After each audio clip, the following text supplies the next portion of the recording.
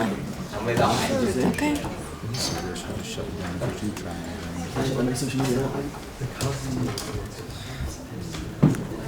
Good, perfect. Will, are we ready to start? Yeah? We're ready when you are. Okay. Can I get Chelsea somewhere to sit? Okay. Good morning, everybody. Formally, can you hear me? Yeah, but do you want to fix the? It's all right. I'll sort it. Oh, okay. We're going to have to move this, and then you won't be able to see. It's fine. I can try and project. As a failed thespian, I will try. I'm going to put my timer on for 30 minutes. I'm going to put it on for 30 minutes so that I don't get robbed of time. I'm joking. I want to talk to you about today the pathways to Islamist radicalization and the triple threat to the Jewish community, but also the triple threat to our liberal secular democracy, and how anti-Semitism is the common denominator. I want to say about this term triple threat, you may have heard of it before. For those that have. This triple threat was a phrase coined by myself, a former commander for Osama bin Laden, and a guy who spent 5 years in Mubarak's torture chambers for trying to instigate an Islamist coup for Hizb ut-Tahrir in Egypt. And we set up an organization and we were trying to fight Islamist terrorism, extremism, as the world's first counter-extremism think tank. And we realized about 6 or 7 years ago that the world has changed. It's not in order to protect ourselves, our civil society, the liberal secular democracy we believe in, we've got to take on we use the phrase, and if you look up the regressive left, it was coined by one of my colleagues. He was the media guy that went out and sort of the mouth, if you like. And the far right we know about, but we use populism. And of course, Islamist theocracies. So I'm going to talk about my definition of extremism. I'm going to talk about Islamism. What does it mean? What does Islamism mean? Where does it come from? Is it a phrase that's actually just being used by the West? The regressive left, the far right, the CVE strategy, which was initially the UK government's response to the terrorist attacks in 2005.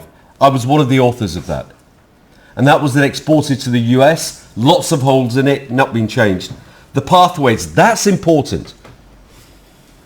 From that you'll be able to see how people are radicalized, what are they thinking, where can you as academics provide potential interventions, what tools can you use, and then a very quick case study.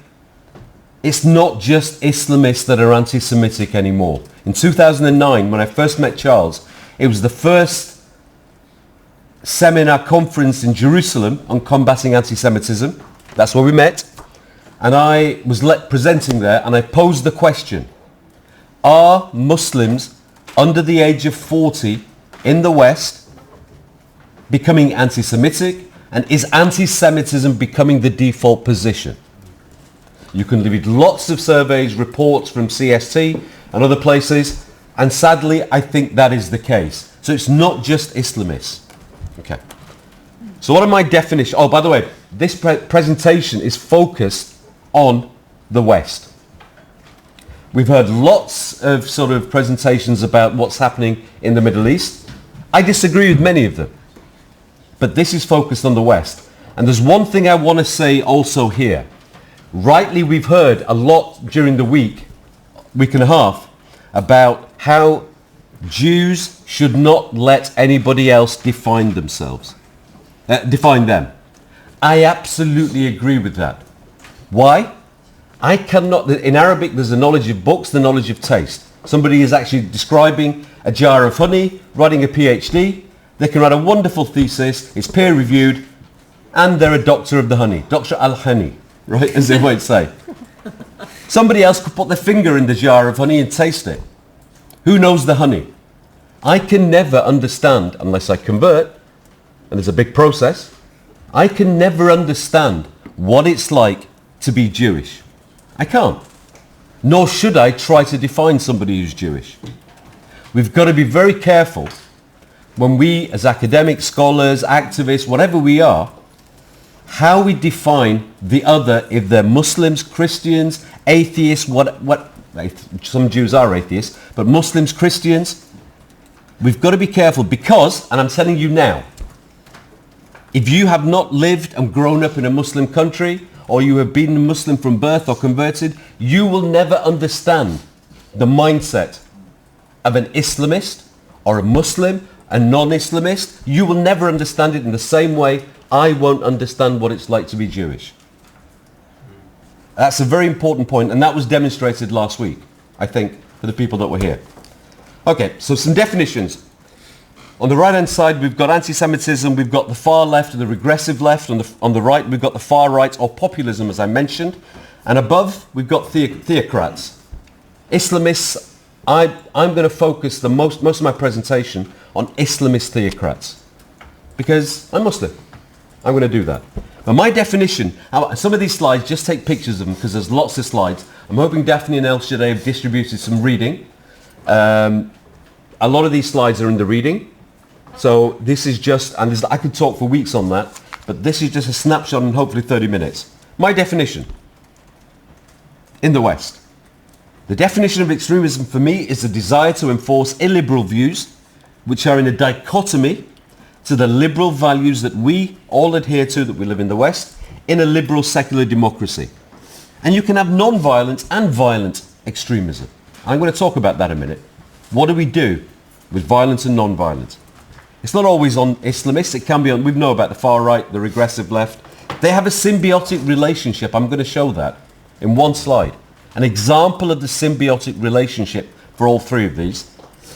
And some people actually move depending upon what's happening in the world, depending upon what's happening at home, depending upon what's happening somewhere else. They will move from the three different positions and they can slide from the theocratic, mixed with theocrats, the far right and the far left. This is crazy. You would never have thought that somebody from the far right fascists would actually support somebody from the far left or Islamists. And I'm going to show you how they do in one tweet. And there's many examples. So Islamism is not a made-up word. Rami, you'll recognize these people. Islamism was a word that was used by the Muslim Brotherhood in Arabic, Islamiyun, to differentiate themselves from normal Muslims. Why don't we use it? We should use it. They use it. If we don't use it, civil society, when people say, oh, when somebody carries out a jihadist attack, it's nothing to do with Islam, other people will say he's not a proper Muslim. The reality is that it is something to do with one or two particular versions of Islam, not the Islam that I practice, not the Islam that Fatima practices, but some people do. And these are plausible readings of Islam. And what's the difference between Islam and Islamism? Well, in the way that we are being social and talking, there is a difference between social and socialism. Socialism is a distinct political ideology that happens to be on the left. Islam is a religion practiced by 1.7 billion Muslims in the world in some form or another. Many often calling another one kafir, many saying he's not a Muslim and not believing, many different ways. Islamism is a distinct political ideology that really wants two things, and the third is actually a byproduct. The first one is to set up a utopian Islamist state and enforce a version of fiqh. Notice I didn't use the word Sharia law. I'll come to that in a minute. Then what they want to do is to spread that fiqh jurisprudence around the world. They're going to have to fight to do that. All Islamists believe this. Whether they are Muslim Brotherhood, whether they're Jamaat Islami, whether they are Hizb ut-Tahrir, whatever they are. They may be soft end, non-violent. They're non-violent for now because it's one a tactic. That's a tactical being non-violent. What is the difference between Sharia and Sharia law, the concepts and fiqh? We use in English, law is the noun, Sharia is the adjective to describe the noun.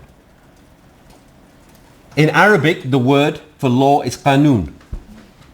Do a search on the hadith or in the Quran and find the word Qanun. You will not find it.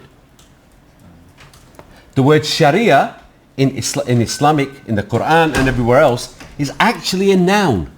And it means the path to the oasis. It's a personal code. In your email that Daphne and El Shaddai have sent, there's an op-ed that I wrote about what does Sharia really mean, so you can read it. These guys are the grandfathers and the great-grandfathers of modern-day Islamism. We've got Qutb, Muslim Brotherhood. Above him, he's the father. Above him, we've got Maududi from India, the grandfather. And they learnt it from somewhere else as well, and we've got the great-grandparents on the left-hand side. Another word. What is jihad and what is jihadism? I've talked about Islam and Islamism. Somebody who believes in using force or violence in the pursuit of the goals of Islamism is a jihadist. Not jihad, is a jihadist and is following jihadism. My last slide will bring this all into context. Okay, let's move this on. So I talked about some of that. I talked about fiqh. What is fiqh? Fiqh is jurisprudence.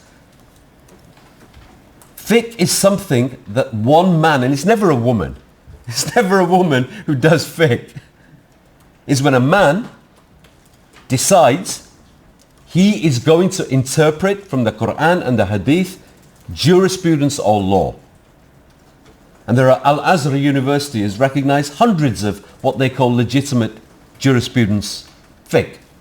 So don't use the word Sharia law. Talk about fiqh law based on, as academics, based on Sharia concepts and what they believe in.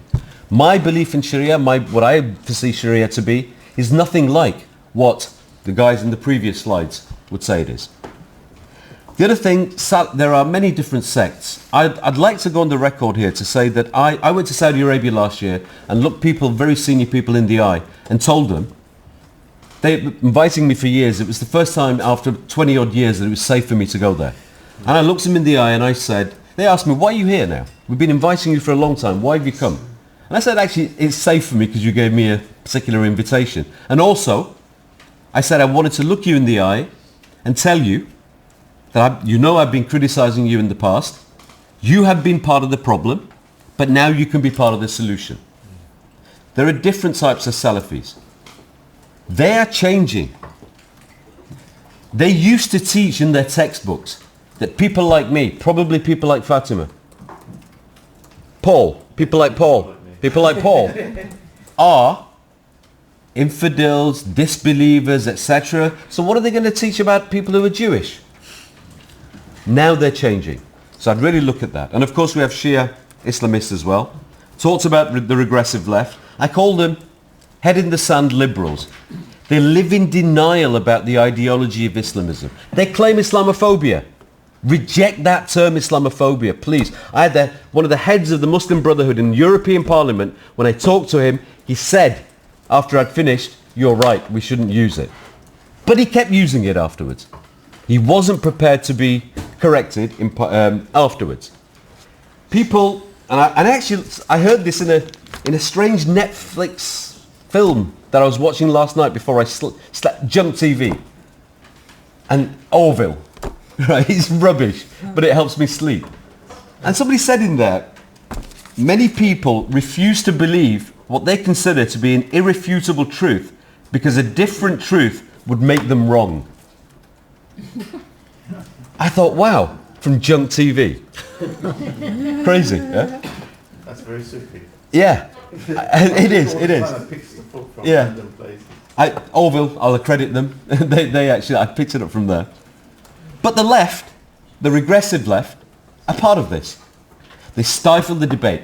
In a liberal secular democracy, any religion, any set of values, any set of ideas should not be beyond critique, legitimate critique, satire, etc. Islam is a set of values, ideas. I choose to be a Muslim.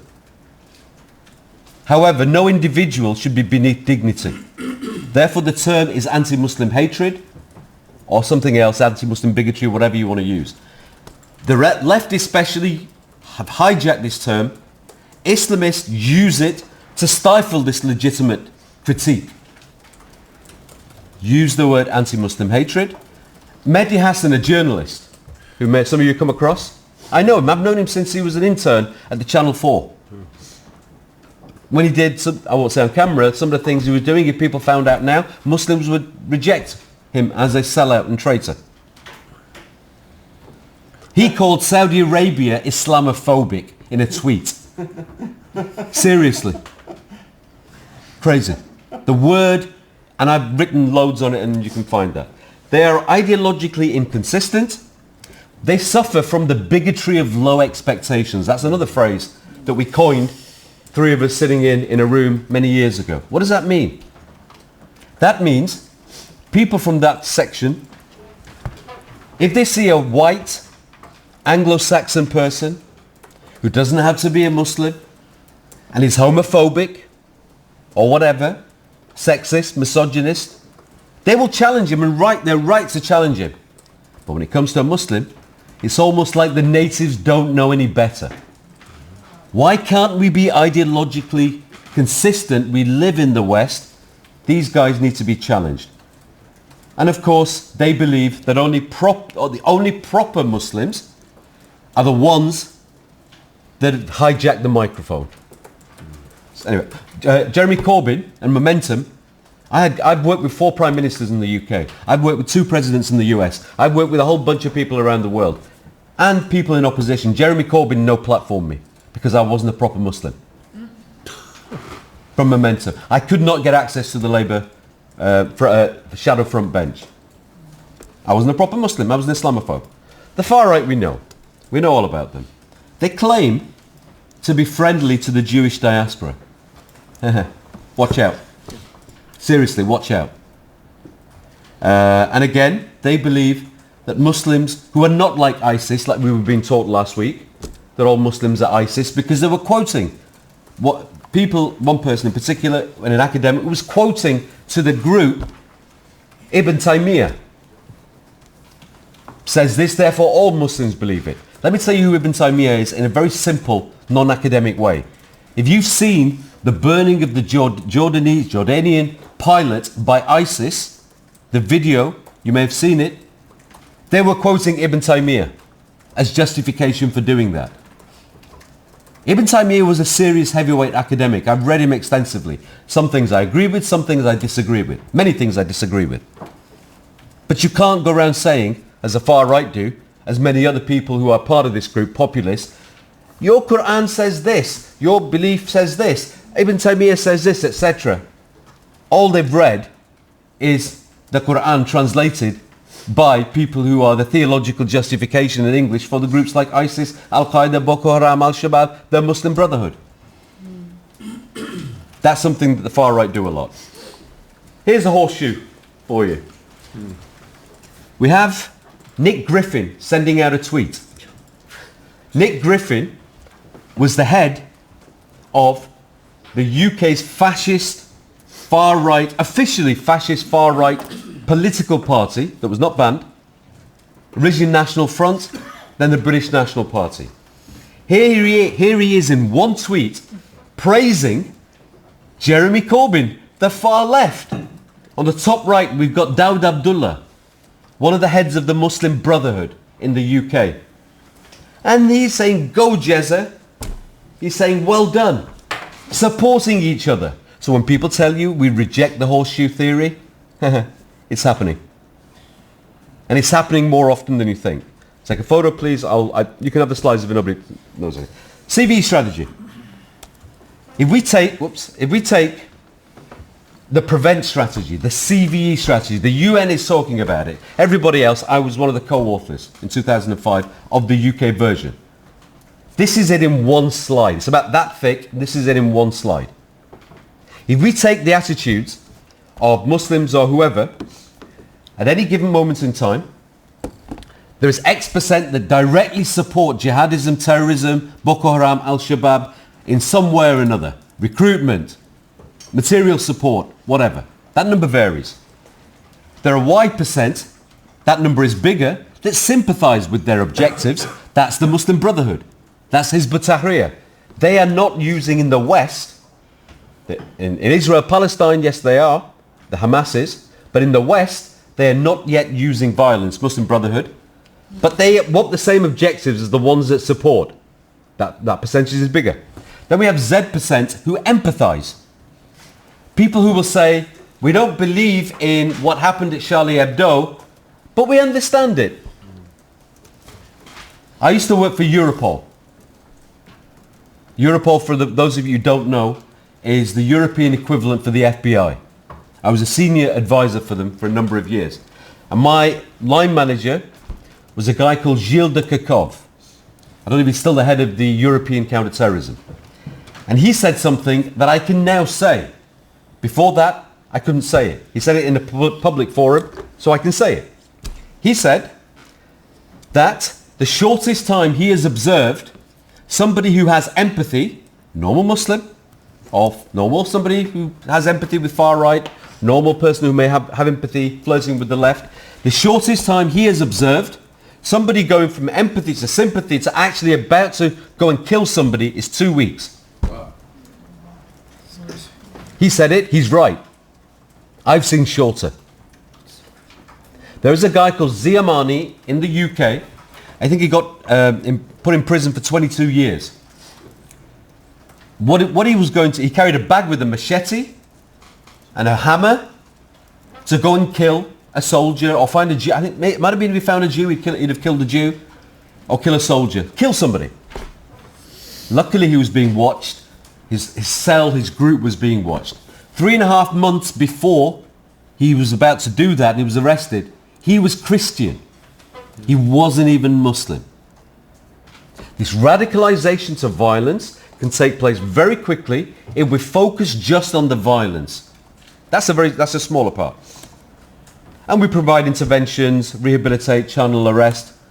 What we need to do as a civil society is move that graph to the left. We need to build resilient communities. That has to start from academia. That has to be all of us. Whether you're an imam. By the way, an imam. I'm sick of people claiming that an imam is an authority on Islam. An imam is somebody who doesn't have a job and he's in a mosque, he's available and he leads 5 prayers 5 times a day. That's all. That's all an imam is. There are other categories of people who know more. Offline I can talk about this if people want to. And that's the soft end of prevent. That's what the CVE strategy is all about. Forget about the things on the right. People in here can't deal with people once they're supporting violence. We used to de-radicalize the far right. We've never de-radicalized, we never had to yet, at my old job, somebody from the far left, the far right and jihadists. But what we didn't do was hit them like this. We used the techniques that you guys and other people can use and actually use things like critical inquiry. Use emotional, deconstruct arguments. And I'm happy to talk to people all week about that. So what are the pathways? There's no one single pathway for somebody becoming a killer, a terrorist, a jihadist. But there are some common factors. In the middle we've got the ideology. The ideology is Islamism. And we have charismatic recruiters that focus on the intellectual, the ideological, social, emotional and spiritual. I use spiritual because it actually was quite a nice acronym, ISES. But what I mean by spiritual is the theological. That's what I mean by that. In the middle we have the lens, certain behaviors. And I'll tell you where you can stage interventions possibly, or maybe you want to. And anti-Semitism is in there. Without anti-Semitism, it's a fuel for recruitment. It's the opium of the masses for Muslims, as Mona Al-Tahawi said. Okay? On the left-hand side are the on-ramps, as we call them, and the right-hand side are the off-ramps. Let's talk about the left. So it's very important for people in the middle to check, to get somebody to blow himself up. It's not easy. That person really has to believe. And to stop that person from blowing themselves up at that moment in time, all you have to do is create 1% doubt. May not last very long, but that 1% doubt could be a situation where counterterrorism police could go in and actually shoot him, kill him, arrest him, whatever, to save people from being killed. There has to be charismatic recruiters online and offline. And on the left-hand side, we've got grievances. That's a very nice one. We've talked about grievances. My grievances are different to your grievances. I'm going to go to bed tonight, and whatever grievances I have are going to be huge. It could be that I'm too hot. I can't sleep. What a huge grievance. If we just tackle grievances, I'll have another one tomorrow. If we just focus on grievances without the bit in the middle, you're actually playing their game. There are 3 types of grievances typically. A genuine grievance. Racism, whatever. It happens. People used to call me the P word in the UK and come out of white vans when I was a kid and beat me up because of the colour of my skin. People who claim now racism against Muslims didn't know what it was like in the 70s. Didn't know what it was like in the 80s. I used to have to carry a milk bottle quite often walking home from school so that if I was attacked by somebody for the colour of my skin, I had a weapon. I used to have to carry a newspaper, the broadsheet newspaper, so that I could fold it up again and again, fold it up again, and we used to call it the Millwall brick, because Millwall football fans used to do that. Genuine grievance can happen. And a genuine grievance, the leader of the 7/7 bombings in the UK was a guy called Sadiq Khan. Not Sadiq Khan the mayor, right? And he's just responsible for Ulis. The Sadiq Khan. His genuine grievance for going down this pathway was he fell in love. Wow. He fell in love. It was nothing to do with Israel, Palestine, nothing to do with foreign policy. He used to wear a tie going to schools as a supply teacher or a helper. He was educated, got a degree. He wanted to be a teacher. He fell in love and wanted to marry his girlfriend from university. His father said no, as was the tradition in this particular, not Muslim, Kashmiri population. You're going to marry your cousin to whom you were betrothed when you were 1 year old, who lives there in Kashmir. Big problem. To him it was bigger than what's happening in Israel. Bigger than what's happening in Kosovo, Kashmir, This was his problem. He found a group of people, it happened to be the Al-Muhajirun, who basically helped him with this problem and gave him Islamic quotes. By the way, another side talked to me afterwards offline about how I radicalised 40 from a group of 40 civil servants in the Maldives. When I told them I'm going to radicalise you, at the end of the session, 3 or 4 of them were ready to go out and commit jihad. You can take anything from any text and turn it for what you want to use it for. So the father had no resilience against this. He let him marry this girlfriend, and he had a new group of people who fixed the problem for him. The Gartner group says anybody who solves a problem for a potential customer is 25 times more likely to buy off them again. What's this got? Nothing to do with theology here. We're talking other things. Then we've got partial grievances. A grievance that's based on a partial truth. Here we could have Israel-Palestine. Here we could have foreign policy. Yeah, there are partial truths. Israel, like any other country, I believe it has the right to exist in the same way that Pakistan does. Yeah. Israel was created in 1948.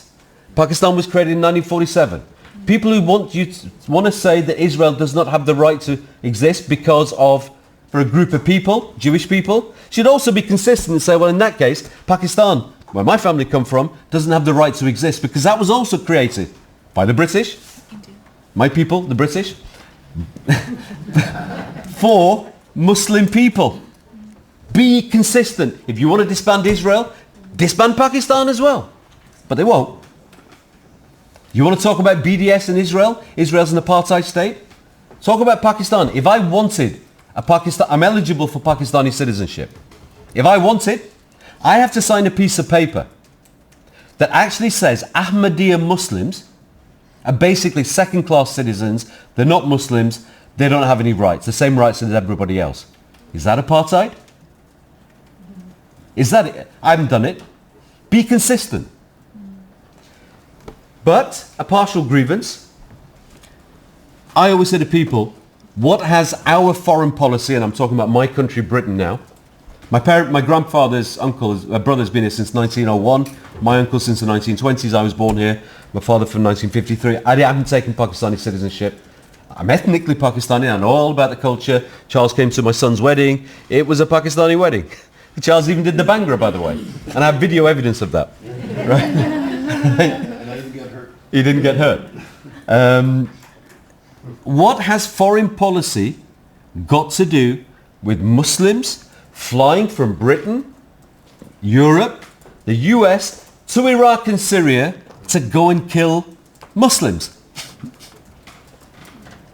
What? It doesn't make sense. But a partial truth in the hands of a slick, charismatic recruiter can be used to drive them down this pathway. Then you've got some perceived grievances, and I could go on and on about those. Let's talk about the pathway. The middle, the lens. The lens has 7 key characteristics and at that macro level, and I've worked in the past with some, myself and my former colleague Majid Nawaz were heavily consulted by Facebook when they, in San Francisco, when they were coming up with the AI. It is what it is, but we were consulted. And this is what I presented to them at the top level and then went deeper. ISIS and Al-Qaeda don't radicalize anybody. ISIS and Al-Qaeda do not radicalize anybody. What they do, remember the graph, the sympathy, the empathy? They take people who've been moved down this lens to point number 5, and that's done by groups like the Muslim Brotherhood, Jamaat Islami, Hizb ut-Tahrir, and many other groups. The first thing they do is they create the otherization. They create the people, they create a gang, a group, belong to this group. Anybody who is not part of this group is excluded. Then they've got to talk about the collectivization. Everybody outside of this group is the same. I'm the same as you. Muslims are the same as you. Christians, everybody who's not part of this group is the same. And here you can have people from the far left and the far right waving in and out as well. There's another document called The Project, which I'm happy to share with you for that's another lecture. Then we've got the oppression narrative. Everybody else outside this lens is oppressing us. And then the collective guilt. Everybody who is outside of this lens is complicit. And then they come to the supremacism narrative. Al-Qaeda, ISIS aren't involved yet. It's the Muslim Brotherhood and the Jamaat Islami. In America, it's more than Muslim. It varies. Muslim Brotherhood are the biggest in this sense. In the Indian subcontinent, it's the Jamaat Islami. The supremacism narrative that everybody in the group is part of God's gang and superior to everybody else. This is where ISIS, Al-Qaeda, other people come in and want to kill Jews and want to kill everybody else. They already believe that they're better than everybody else. There you can see the 2 weeks. How quickly it's possible to move people from number 5 to 6 and 7. The self-defense narrative. We must defend ourselves, wherever it is. And then finally, violence is justified. Now on the right-hand side, we take a photo and we can go on to that. Women. We saw something unique. Read The Caliphates. That's a book I co-authored in the email that you've got. 2 slides, I won't even talk about them. People think, why did women go and join ISIS? Why did they do it from the West? Al-Qaeda didn't want women to come when they were in Afghanistan. They were not allowed to come. They weren't building a state. ISIS did. Why did women go? Well, they felt empowered. They felt they were part of the deliverance. They were able to participate. And of course, piety. That's where the religious side comes in. Reward from God. Okay. Why is anti-Semitism important? I'm going to bring it back a little bit now. To get people to hate the other, they have to have a shift in civil society. They first of all have to get people to not believe what their parents have taught them from an Islamic perspective. Bid'ah, haram, shirk, kufar. 4 words. Everything is either an innovation, it's haram, which is opposite of kosher. It's something that's takes somebody into a temporary state of disbelief and believing in a false deity. They have to get them to change, and then they set up organizations in civil society, in academia. Charles is going to talk about this a little bit, to implement this change. Take a photograph. Here's a lovely little triangle and how they do it. I guarantee that if you're talking to Muslims in your countries, that the majority of them will be Islamist. Why? Because people like Paul, people like me, probably people like Fatima, didn't want to get involved in this. We were minding our own business. We were sleeping. I was in the corporate world earning 90%, well more. I took an 80% pay cut to do this job, to do this work. I was a director of a very, very large $18 billion turnover company in the UK. I did it because my daughter said she didn't want to be a Muslim because she was 7, because she didn't want to be angry and she didn't want to kill anybody. And Muslims, for the messages she was getting, have to be angry and have to kill people. I'm only 7. That's what I did. That's why I do this work. That's how I started. You are talking to people, I guarantee, who are Islamist. Test that out by some of the definitions, the literature you've got. Social media, very quickly. This is an example, another example of the Islamist, the regressive left and the far right sharing on their platforms. Which one is it? I've got so many. Okay, I'm going to... 2 minutes? 3 minutes? Okay. Very... Big pardon? Oh, sorry, it's saying 33 minutes. Okay. Okay. Yeah, sorry about that. It's somebody who... ISIS. No, it wasn't. It was the Christchurch. That's right. The guy who carried out the Christchurch attack was a Jew from Mossad. It was a false flag operation. All 3 shared this particular trope. All 3. The far right, far left and Islamists. Another part of the horseshoe. Facebook. It happens to be from my son. My eldest son used to go with me when he was a young kid to the biggest think tanks. He used to go with me to Tony Blair meetings, Hazel Blair's. He was young, he was 17, 18. And I wanted... The reality is, my son was a bit of a neocon. When he was 17, 18, 19, and I wanted him to learn the other side. And we used to debate till 4 in the morning, and he's changed, he's moved his particular... People waver, people change their mind. But this is him, responding to a particular trope. Haras Rafiq, my son. And he said, commented on this Sufi group, Paul, we are members of this Sufi group. It's been hijacked. He said, when this trope was put out, it's a shame you have to post such a link in the Naqshbandi group. I see no correlation in the group for what it was set up for and conspiracy theories. Probably time I left the group. Somebody replied, this group is against all kinds of terrorism and extremism. If there are any people in the group who have sympathy for Wahhabi, Salafi, ISIS, etc., they're more than welcome to leave. And other people said, any way you look at it, it's all a Dajjalic Yahudi trick. Dajjalic, Antichrist, Yehudi Jewish. Blah, blah, blah. My son reported it to Facebook. That's what he got. It doesn't go against the community standards. Yeah. I've done that so many times. Yeah. Okay, anyway. A case study, you click on this, I'll send you the non-Islamists are now radicalized. This is something I presented for a particular guy who I mentored many years ago. He got his an award from the Queen for the work he used to do for me, and now he's an anti-Semite. Way forward. How many slides have I got? Okay, way forward, 2 slides. Theologically deconstruct the anti-Semitic discourse. There is a concept, Israeliyat, within Islam. But the Prophet Muhammad, peace be upon him, said very clearly, take from people who are Jewish. Take what is good. We fast. It's a voluntary fast. It was last week. It was taken from the Jews in Mecca because it was supposed to be a good thing to do. Deconstruct this. The state of Israel is in the Quran. There is a verse in the Quran that says very clearly that Jews were actually disbanded, etc., etc., etc. God promised them the land. God doesn't break his promise, and God will bring them back in the end times. That's in the Quran. We can talk about the concept of one ummah. What is the ummah? Muslim ummah. There's a verse in the Quran that says, وَمَا أَرْسَلْنَكَ إِلَىٰ رَحْمَةٍ لِلْعَالَمِينَ. It means, talking about the Prophet, we have sent you but as a mercy for all mankind. If the Prophet is a mercy for all mankind, who's his ummah? All mankind. Traditional classical scholars said there are different types of ummah, those that have accepted his message and those yet to. Don't call anybody a kafir. Nobody. I can marry.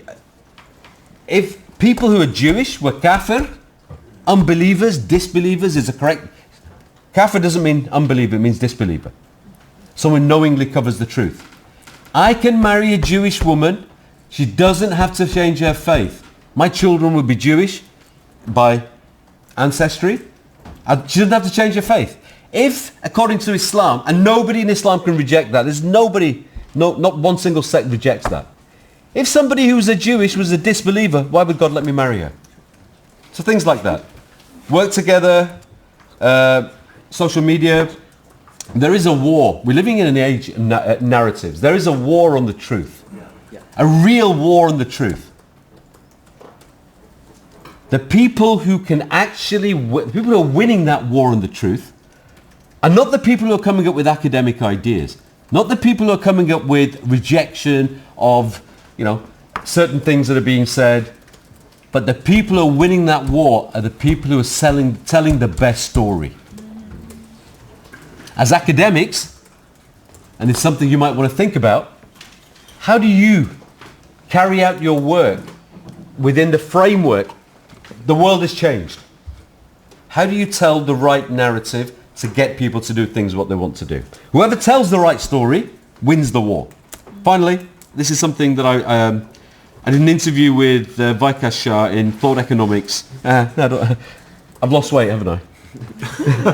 This is a few years ago. And I said then, and he put it up, this is not an ideological struggle between Muslims and non-Muslims. We have a civil war in Islam. Jews are collateral damage. We have a civil war. More Muslims are being killed by jihadist terrorists than anybody else. This is a struggle, I believe, between good and evil. And it's not dependent on what faith or non you practice. This is my jihad. This is why I do it. There are 13 classifications of jihad. One is jihad qital. Yes, it's there. It's the lowest form. This is my jihad, to be in this group and do other things and try and do good rather than evil. And I'll stop there.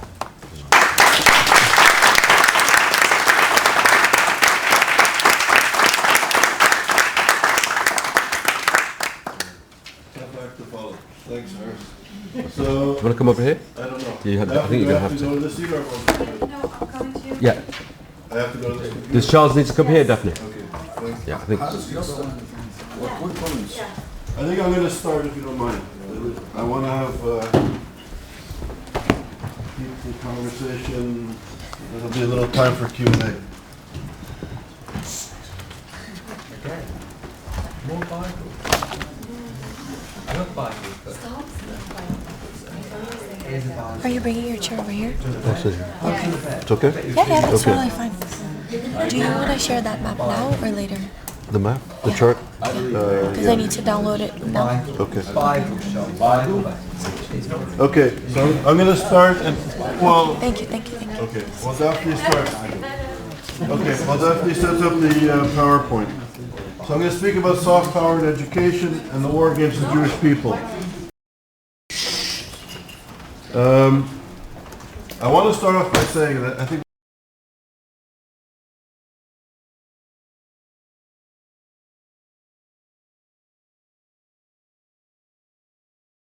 I circulated in the chat some comments or articles about what's going on in the United States.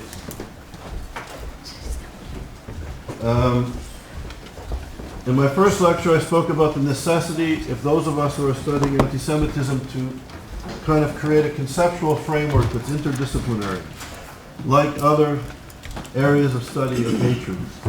And I think that in a sense that anti-Semitism is an early warning system. It always is an early warning system for the fragmentation and the perhaps even collapsing of societies. And I spoke earlier about neoliberalism. Charles. And how, yeah, can you turn it off? Yeah. Cool. Okay. I'll just have to click. Just click this button. Hello, come on. Yeah, just Thank move you. here. Thank you very much. All right. And how with structural adjustment and neoliberalism, there was a withdrawal or a weakening of the state. And the state was the glue that held together society with notions of citizenship and institutions for modernization and development and inclusion. And now we see the emergence of failing states, and in this vacuum, the Muslim Brotherhood and other reactionary social movements have entered into power to fill the vacuum. And we see the rise of nationalism and extremism in Europe and different parts of the world. And I would say to you, the collapse of the notion of citizenship in the United States of America is something that we are witnessing. If you go to any city in the United States of America, you can see, these are the best of times and the worst of times. There's pockets of spaces of affluence, of multicultural integration and wealth, perhaps as we've never seen before. And just a mile, 2 miles away, we see the complete disenfranchisement of massive communities. And we are living with alarm systems and paramilitary police forces to maintain stability. And this is not sustainable. This is the collapse of Western democratic notions of modernization, development, of citizenship, of democracy that emerged after the tragedy of the Second World War and the Holocaust. And what we are witnessing with Donald Trump, I think, is not just the words of a populist. He's appealing to people that have been disenfranchised for 1-2 generations, of marginalized white people. He goes to meet the Attorney General of New York City, who's an African-American woman, and he tweets he's going to meet the racist. That what's happening in the United States is third world. That's code for mass immigration and the displacement of white people. The FBI is issuing warnings as we speak. And the polarization and the fragmentation of society has been going and accelerating. And I think that what anti-Semitism, and the vital aspect of our work, is that anti-Semitism is an early warning system for the fragmentation. We are the canary in the coal mines. And I hope I'm wrong. But I think this is why 25 years ago, studying globalization and cultural identity and seeing the collapse of states and seeing the marginalization of people and the emergence, I started reading about the Muslim Brotherhood in 1995, and I went to good universities and knew nothing about them. And I was shocked to see their ideology and the use of anti-Semitism. And as Haras pointed out, the triple threat, this sort of symbiotic relationship with the extreme right exporting genocidal anti-Semitism from Europe into the Arab world, into Arab nationalism, and later the Islamist reactionary social movements, the extreme right, the populists in Europe, Donald Trump, and the extreme left, and sort of the postmodern, neoliberal, extreme left that is in our space, in universities and institutions of higher education. This is, in a sense, the kind of anti-Semitism that we confront in our institutions and in the intellectual discourse that we engage. So in a sense, we are on a front line. I'm going to speak very briefly, because I really want to have a conversation. Haras made amazing points, and I want to raise some issues. I want to speak briefly about my experience to kind of personalize it and then contextualize it in the study that we're doing. So as some of you know, I started ISGAP in 2003. In 2006, we moved ISGAP to Yale. And we froze ISGAP, and everybody associated with ISGAP went into the Yale Initiative for the Interdisciplinary Study of Anti-Semitism. In 2006, when we established the Institute at Yale, it was the first and only research center in a North American university to study anti-Semitism. And the fact that it took until 2006 to establish such an institute should be a study in and of itself and a clear indication of the silence of academia in dealing with contemporary anti-Semitism. The center was vibrant. It was well funded. We had a fellowship training program. We had postdocs. We had junior scholars, senior scholars. We had seminars, international conferences. The largest conference ever that I know of, I think, in the history of the study of anti-Semitism took place at Yale. We had a 4-day conference with 107 speakers from all over the world. 600 people attended. That was in 2010. when I was brought into Yale, we raised all our funding, and we were a vibrant research center. As I said, I think in the first time I spoke, Yale does not close down institutes. It's very rare. Prior to this, just the week before we did the conference, Yale, the president of Yale, approached me and said that they were so pleased with what we were doing that Yale was prepared to match every dollar we raised, they would give us $1. So it was a tremendous step forward. And with the conference and Yale now saying, or the president of Yale saying that they'll match us dollar for dollar was a huge step forward, and we were going to expand. 6 months later, we were closed. And we knew we had opposition in the university. You can imagine in the sort of postmodern spaces that we operate, it was not an easy terrain, but we were still, we thought, sort of a valued part of the Yale landscape. So eventually we were closed, and I kind of mentioned the process while we were closed.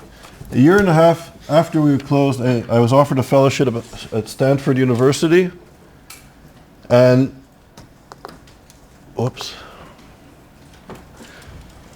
one night I finished a book.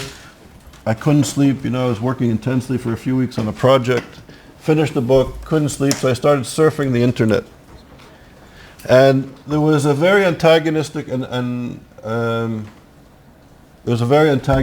vice president of Yale who was a roommate of Rashid Khalili, who told us that he was an anti-Zionist and he thought Israel does not have the right to exist. He was an Anglo-Saxon guy. And I saw he called one of my colleagues who was a PR consultant from Yale who volunteered for us, who was an American Israeli woman. In a meeting with our colleagues, he called her a whore for working with the Zionists. You imagine, this is in 2010. So I saw the email and I started Googling him a year and a half after we were closed, sitting in Palo Alto in the middle of the night.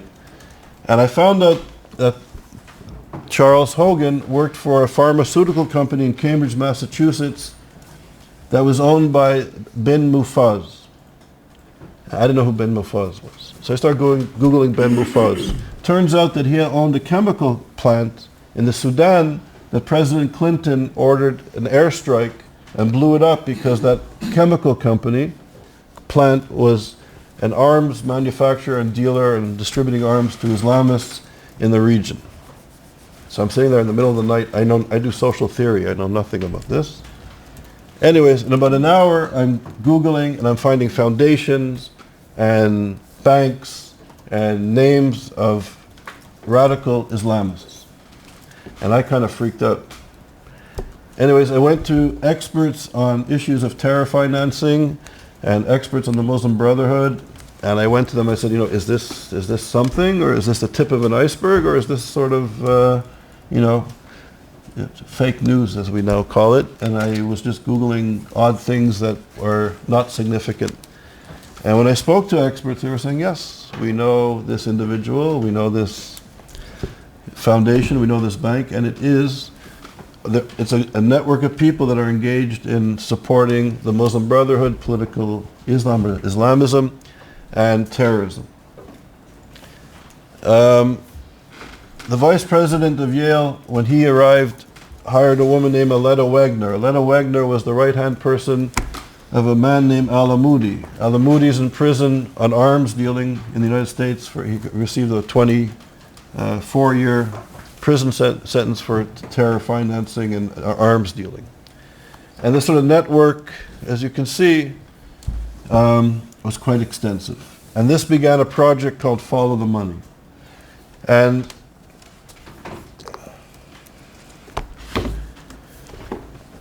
we worked on it with two individuals, an accountant and an expert in the Brotherhood. And we found, it took us about 6 years, but we found $3 billion in undocumented money coming from the Muslim Brotherhood going into American universities.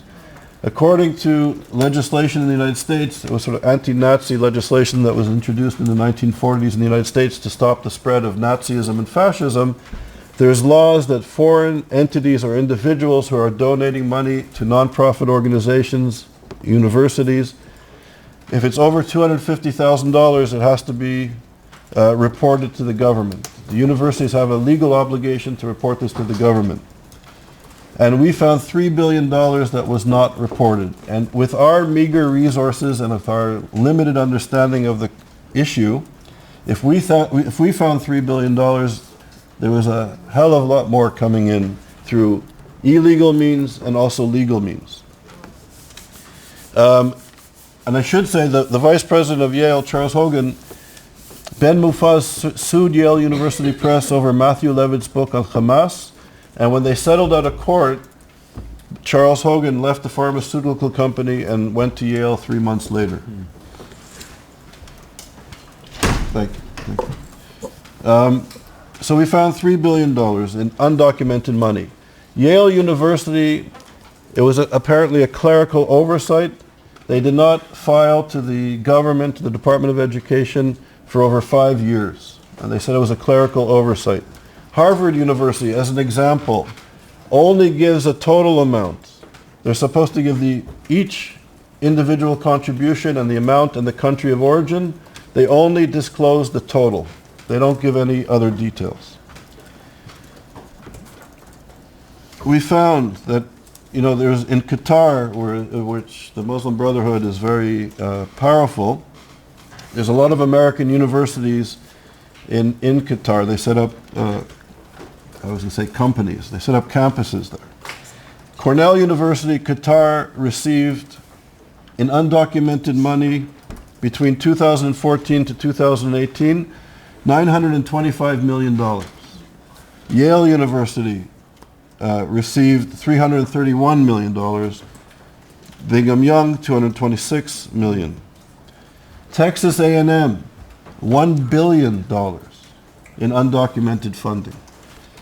So to make a long story short, we took this research. I went around for a year and a half knocking on doors in Washington until somebody kind of understood what we were doing. And we were invited to present to a summit on anti-Semitism. There was about 100 top civil servants, and the Attorney General was there, the head of Homeland Security, the Secretary of Education, of Treasury, and FBI. And we presented our findings, and soon after, a federal investigation was launched. The federal investigation was ongoing and found $18 billion in undocumented money. They subpoenaed Yale and Harvard. Yale and Harvard never complied, because as soon as Biden administration was elected, within the first few months of the administration, they called off the investigation. And I think the reason why they called off the investigation is that in the United States in particular, I think education, higher education, may be the only sector of the American economy that is not regulated. And billions of dollars are coming not only from the Muslim Brotherhood, but also from China, from Russia, and universities are, a major business, and they're trying to get funding.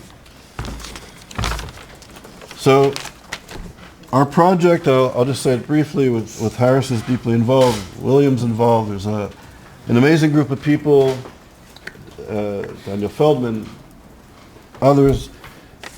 There's different components of our project. It really grew in the last couple of years.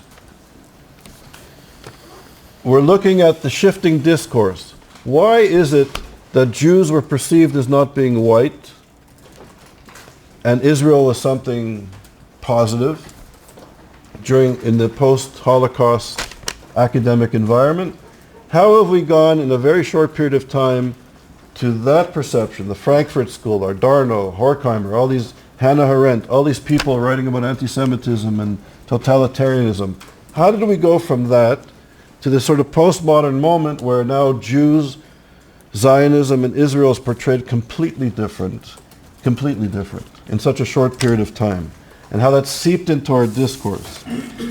So what we're attempting to do with some success is we're looking at how the funding has went into to support different chairs, different research centers, different institutes and publishing houses, and how the funding has influenced the discourse. And with artificial intelligence, Joel Finkelstein is working with us, artificial intelligence and machine learning, it's incredible that we can put in data, publications, curriculum, hiring practices, and see the correlation between funding and shifting discourse. And as scholars, it's incredible that this is taking place. Another part of our research is we have a group of experts on the Muslim Brotherhood who are doing open source intelligence, sort of mapping the networks of Muslim Brotherhood funding and scholars in academia. So that's another layer of it. And I think just looking at, so we started off, this project has been going on for about 9 years now, and we knew it was a massive problem. To find $3 billion in undocumented money was shocking. Fast forward to 2022 with the amazing team of people that are working on this project, I'm astounded by the impact of the funding of Islamist thinking in American universities and this sort of red-green alliance where people like Judith Butler can actually say that Hamas and Hezbollah should be part of the progressive left, the global progressive left. And I'm sure, as William will show, I'm looking forward to it in his presentation, and we've discussed this earlier, how Edward Said can say this outlandish, insane statement that he's the last remaining Jewish intellectual, and that the Jewish intellectuals are off getting fat in the suburbs, basically. Squires. Squires, yes. Not even intellectuals, I stand corrected. And that the Palestinians are the Jews, and the Jews are the Nazis. And this is, ultimately, if you think about it, this is really the discourse that we deal with. So it's astounding. In this machine learning technology, I put in, the first time we met Joel, I put in Edward Said and Southend Publishing House. That was his first publishing house. And in 60 seconds, this map appears. And you can see the network of institutions, of funding, of intellectuals, of universities, that all are part of this apparatus. So we have to, in a sense, sometimes when we're all into this discourse so deeply, if we step back and we see how Jews were portrayed 60 years ago and how we're portrayed today, it's astounding. It's like mind-boggling. I just wanted to show one chart from the PowerPoint. Daphne, help. Thank you. And I'll just show you, so part of our study, we did part of this whole interdisciplinary project. We also created a database with Joel and other experts, and we evaluated, thank you very much, the top 400, click, thank you. How do I go down? Just that right? Arrows? Arrows, that makes sense. No. That's to go forward, that's to go back. It's not going. Click on the screen. No. Not the Press it button, again. the screen. As you can see, I'm a machine learning expert. Arrows, it's not going. It's not working. Just use the mouse to click on the screen somehow. It's fine. There we go. Thank you. So we're looking at the correlation between funding and anti-Semitism. Okay. We showed. We've shown that universities that receive funding, that the increase of anti-Semitism on the campus and in the classroom grows very much. So you can see universities that get undocumented funding have anti-Semitism in curriculum, in the classroom, and on campus. It increases 41.8% on a campus compared to other campuses that don't receive the funding. And what we've also found is that once the funding is in the university, anti-Semitism increases 64% per annum. What we've also discovered, which at one level is shocking and kind of not at the same time. We all know that universities played and intellectuals played a key role in legitimizing Nazism and fascism and anti-Semitism. Universities were the only institution in Germany that voluntarily gave up its Jewish students and faculty. What we've discovered is that anti-Semitism in the United States is coming from the universities and going into society. It's not the other way around. There's no anti-Semitism from the society going into universities. The universities are ultimately the source of anti-Semitism. And what is so dangerous, perhaps the most important institution in any society, but in particular a democratic society, where we're supposed to educate our students in the values of democracy, of citizenship, of equality. The universities are the most important institution for the reproduction, if I can use that old Marxist word, of society and the institutions. And if the universities are hijacked, our society is hijacked. And we can see it seeping into journalism and now even into the Senate and to the Congress and other institutions.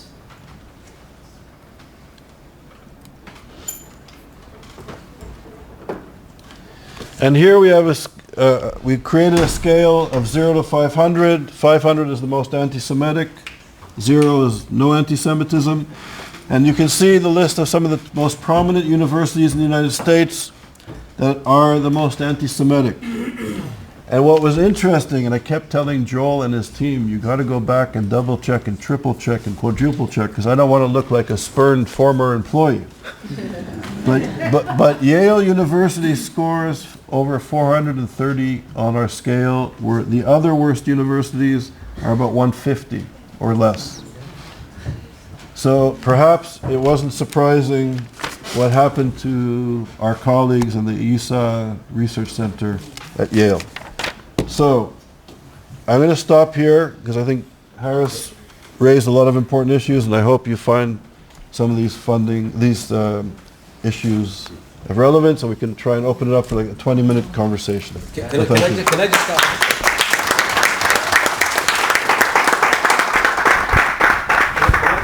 A favour, the slides that we've just put up, please don't use them yet. We're actually in the process of writing a report, the methodology, how we created the data set, etc., and it will be out very, very soon.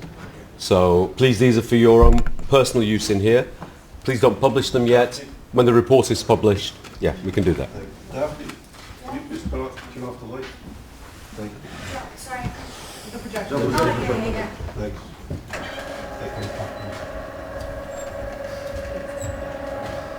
Thank you very much. I've just got a short question for you, Charles. That last slide with the tropes and the prevalence, I think it was 36% more likely to hear on campus.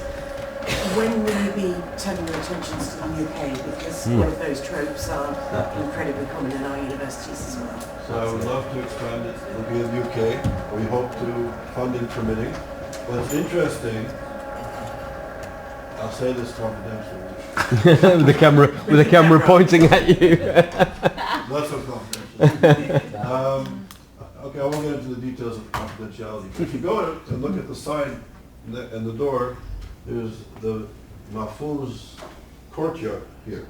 So the son of the guy who closed us down at Yale is very active in Oxford University and in Pembroke, and is actually involved in the scandal, is giving a lot of funds to Prince Charles.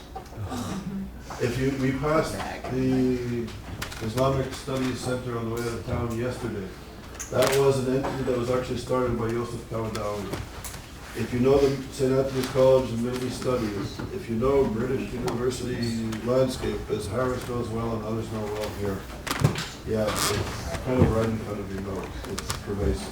I think the answer to your question is that we'd like to do it, we'd love to do it, we can do it, but we just need someone to help with the resources to do it. That's where we are with it.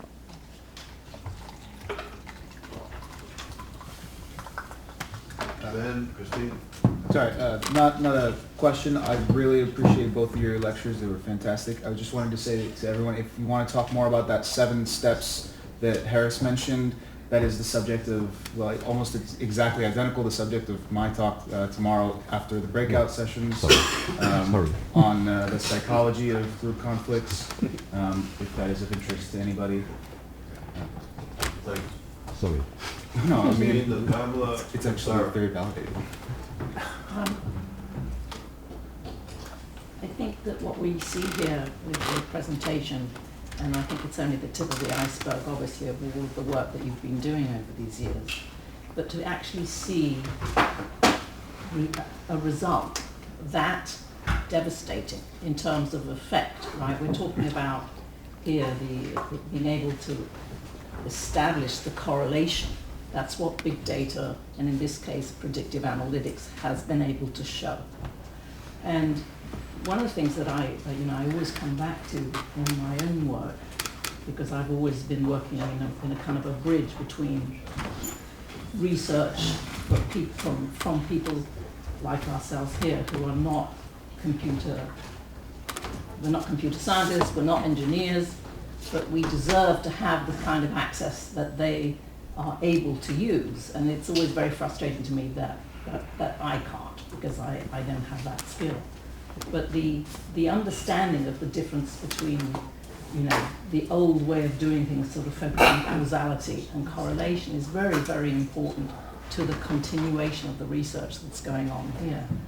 And, I have to say that I think but one of the big struggles, I think, is how do we maintain an agency in this work, right? Because when you give information to data analysts and they work with that, it's really hard, but it's very important that the agency of ISGAP maintains a relationship with those who are then coming and doing the work. And so, I would strongly recommend, if people don't know of this work, it's called Big Data, a revolution that will transform how we live, work and think. And it's a paperback by Victor Meyer Schoenberger and Kenneth Kilkier. They came out with it in 2014.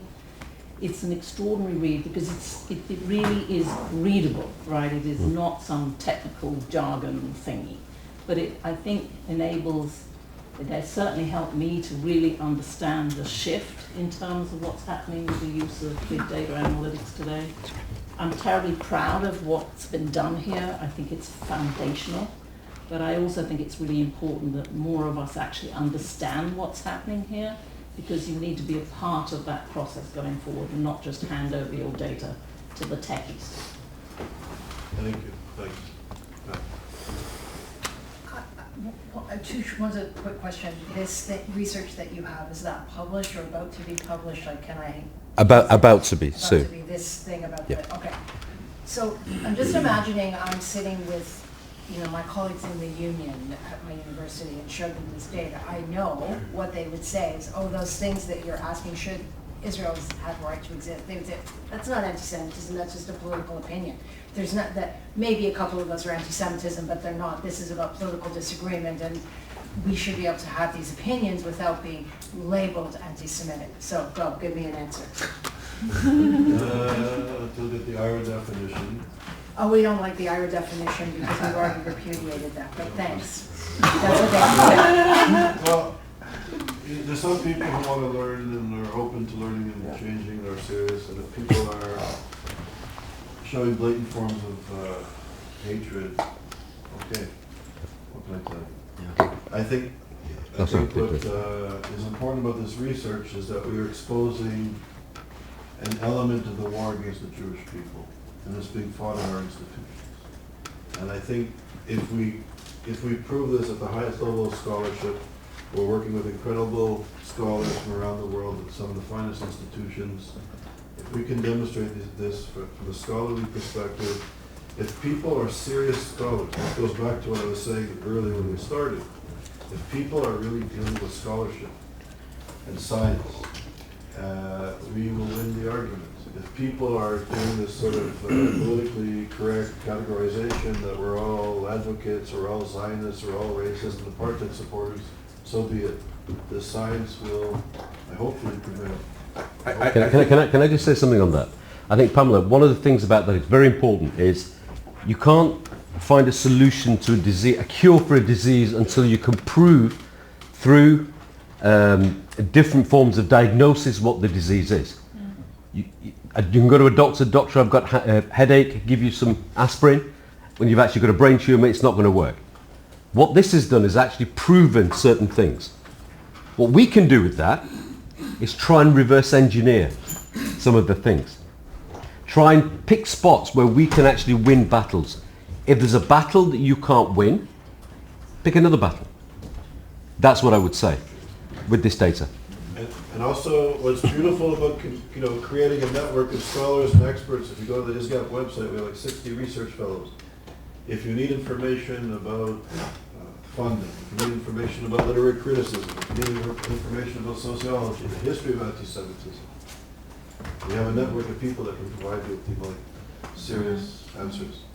Sarah and then William. So I am very shocked about all that has been discussed in your presentation, Charles. I think it's extremely important because I think it really puts light on the issue. There's a saying that, what you cannot name doesn't exist, and what you cannot measure, you cannot fix.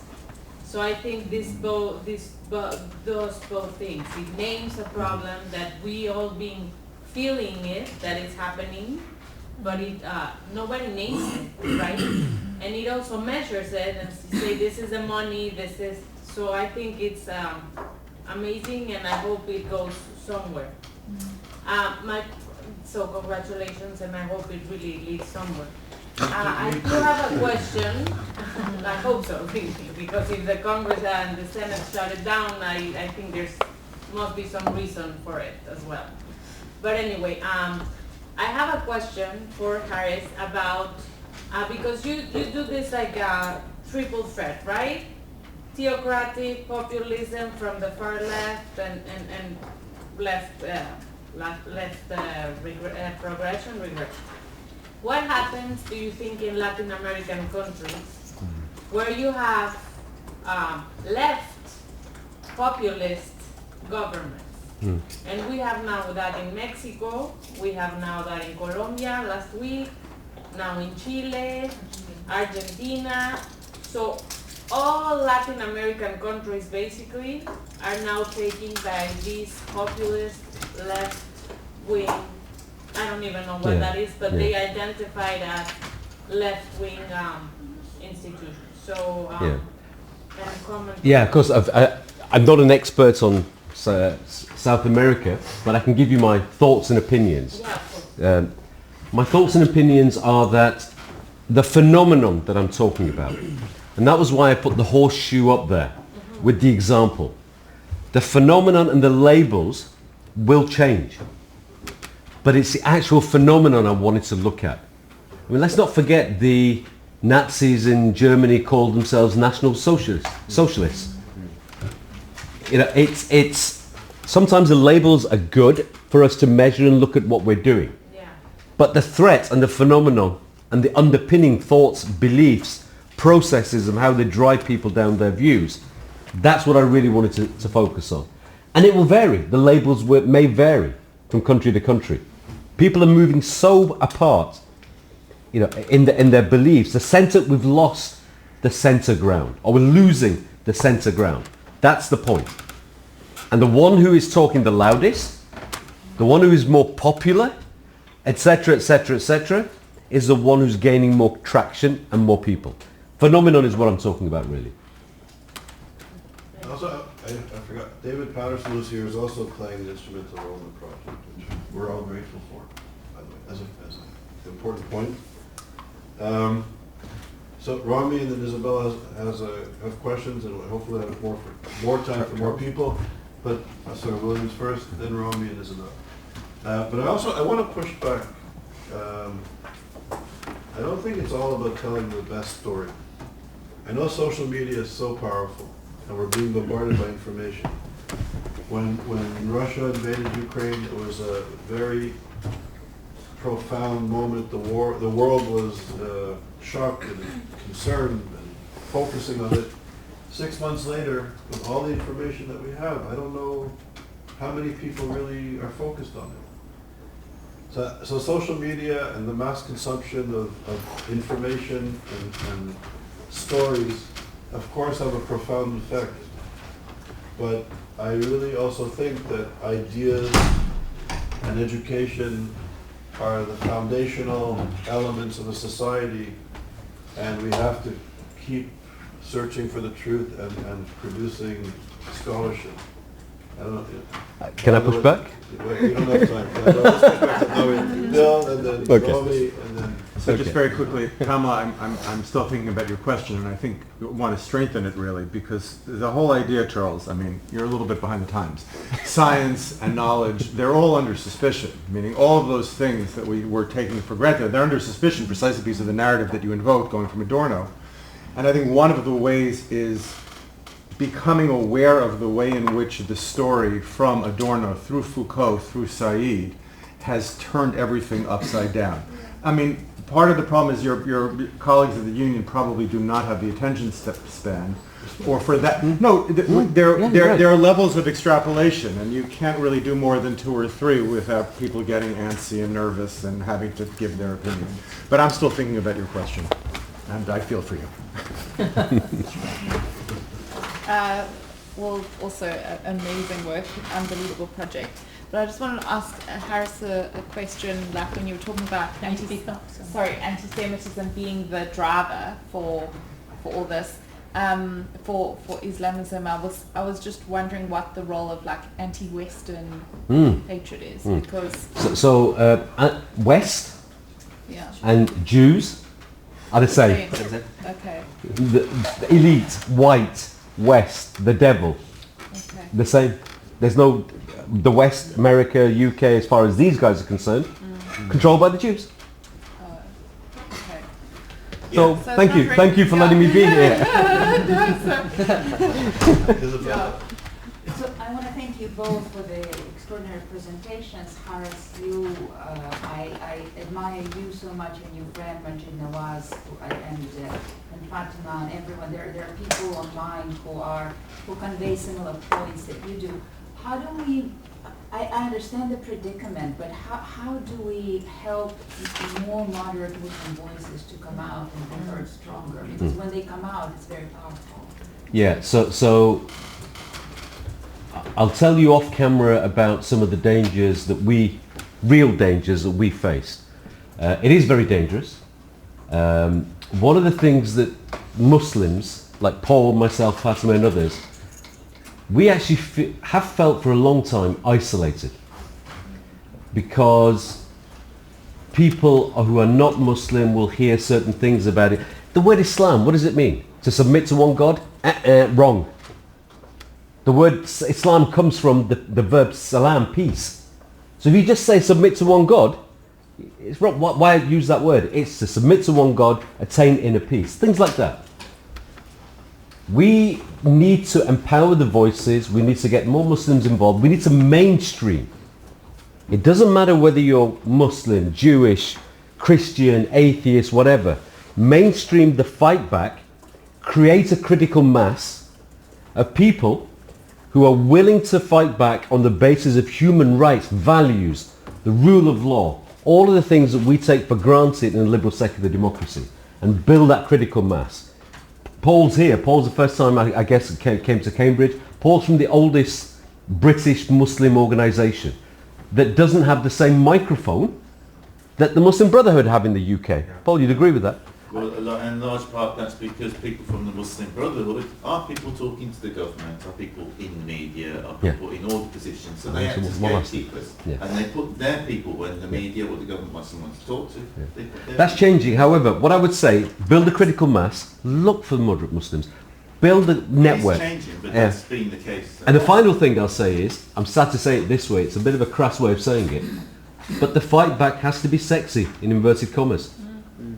If it's not, we used to have a gala, 300 people with pop stars, with politicians, black tie, philanthropists. We had music, we had a whole bunch of things. Every year we used to have a gala. It was sexy. We had a disco, in inverted commas, afterwards. Make it sexy, critical mass. If I can add one more point then, Nadia.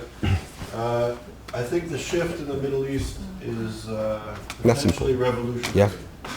Because I think what happened in the Middle East, as we know, is that I think the Saudis and others have realized that supporting the Muslim Brotherhood and other Islamists are actually threatening their stability and their livelihood. And there's a shift, and I think the region is opening up. We had amazing presentations from people in the region that I never imagined I would hear these words of ISGAP. And I think they've been funding Islamists in the West, and universities and politicians and media outlets.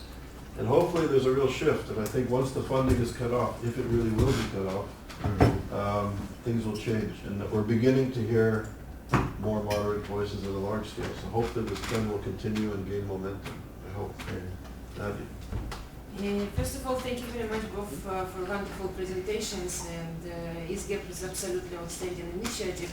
And I'm absolutely sure that it's a brilliant idea to provide courses on anti-Semitism on campuses. My question is, do you measure the impact of such courses for students in short-term and long-term perspective? I mean, for instance, according to my experience, like in countries of former Soviet Union, it would be great to conduct such courses for Jewish and non-Jewish students, and to check the impact of such courses after 1 year, after 5 years, and after, in their academic and different careers. We do. Daphne had that. So yes, we do. Daphne has all the statistics. I know because she shared them with me recently. We do, and maybe you can talk with Daphne about that. Final question, Cindy. Thank you. I want to circle back to the telling the best story discussion. ISGAP is putting together an amazing, scholarly, empirically strong argument. But the second part of what Haras said that is very important is in a way in which people want to hear it. Yeah. So will you talk about what we do for that? Let me tell you where that came from. A friend of mine was the CEO of the third largest PR company in the world called Publicis. And he was telling me this story. He said that his daughter had a card which was on his name, and went and bought a pair of trainers, sneakers as you call them. And he paid for it. He was walking one day past the same shop. He didn't get an email. We all have different tones on our mobile phones. He got a text message, SMS message. If I get an SMS message, I know the only people that really send me that are my family and very close. I've got to look at it. He got a message that was walking past on his SMS, on his phone, to say, right now, if you go into this shop, you get 20% discount. If he'd have got it on an email, he wouldn't have seen it until he got home. If it was WhatsApp. And this is an internal discussion that we have been having, and how we actually tell that story without losing the scholarly academic side of it. It's I think it's very important. I'll just say one point. What I think ISGAP is trying, the model that I'm trying to emulate is that when Stuart Hall was the director of the Center for Contemporary Cultural Studies at the University of Birmingham, he had a group of young scholars, put them together, and I think that project really shifted the way we see colonialism, racism, identity. It had a profound effect on scholarship. So I still think that ideas matter, that scholarship matters. And I know it's not sexy in this day and age, but I think ultimately ideas filter down into society, filters down into policy, filters down into communications. So I think the point is you're both right, but you have to make that sexy. That's where the issue is. That's not our business. I think that there's an ecosystem of people fighting anti-Semitism and dealing with human rights, and we have a sliver of its ideas. So I know there's a lot of questions, but we have to have a coffee break, and thank you for listening.